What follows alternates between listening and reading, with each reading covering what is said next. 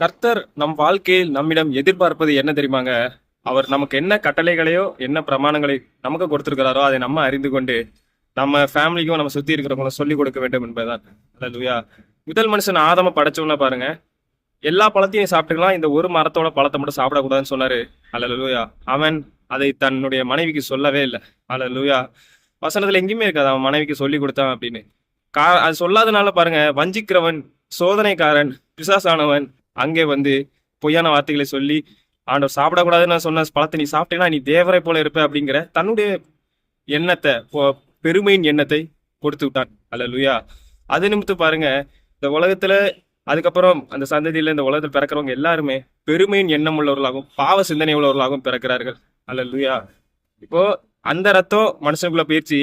அந்த ரத்தத்தை எடுக்கும்படியாக இயேசு கிறிஸ்துவின் ரத்தம் சிலுவை சிந்தப்பட்டது. அல்லேலூயா. இப்ப இயேசு கிறிஸ்து ஏற்றுக்கொள்வர் எவனும் விசுவாசிக்கிற எவனும் அவருடைய பிள்ளையாகிறான். அவருடைய ரத்தம் நமக்குள்ள வருகிறது. பழைய மனுஷன், மாம்சத்தின் மனுஷன், அவனுடைய பலத்தை நம்ம கம்மி பண்ணணும். ஆவிக்குரிய மனுஷன் இயேசு கிறிஸ்துக்குள்ளாக நமக்கு பெற்றுக்கொண்ட ஆவிக்குரிய மனுஷனின் பலத்தை நம்ம வேத வசனத்தை வாசிக்கிறது மூலமாக அதிகப்படுத்தணும். அல்லேலூயா. அப்பந்தான் ஒவ்வொரு நாளும் ஜெயிக்க முடியும். அல்லேலூயா. இயேசு கிறிஸ்துவை டெய்லி அறிந்து கொண்டு நம்ம அறிந்து கொண்டு மற்றவங்களுக்கு சொல்லிக் கொடுக்க வேண்டும் என்று விரும்புகிறார். அல்லேலூயா. ஆபிரகாம் அதை தான் செஞ்சான். ஆண்டவர் சொல்லுகிறார், அவரே பரிசுத்தாவியானவர் அவங்க பேசிக்கிறாங்க. ஆபிரகாம் என்னுடைய கட்டளையை கை கொண்டு அதை தன்னுடைய வீட்டாருக்கு எல்லாருக்கும் சொல்லிக் கொடுப்பான், தன்னுடைய பேர பிள்ளைகளுக்கும் சொல்லிக் கொடுப்பான் என்று நான் அறிந்திருக்கிறேன் என்று ஆண்டவர் சொல்லுகிறார். அல்லேலூயா. அதுதாங்க ஆண்டவர் எதிர்பார்க்கிறது. அவரே எல்லாத்துக்கும் சொல்லிக் கொடுக்கணும் விரும்பல. இயேசு கிறிஸ்து மட்டுமே இருந்து எல்லாத்துக்கும் சொல்லிக் கொடுக்கணும் விரும்பல. இயேசு கிறிஸ்து அனுப்பின சீசர்கள் அவருடைய பிரமாணத்தை அறிந்து கொண்டு எல்லாத்துக்கும் சொல்லிக் கொடுக்கணும்.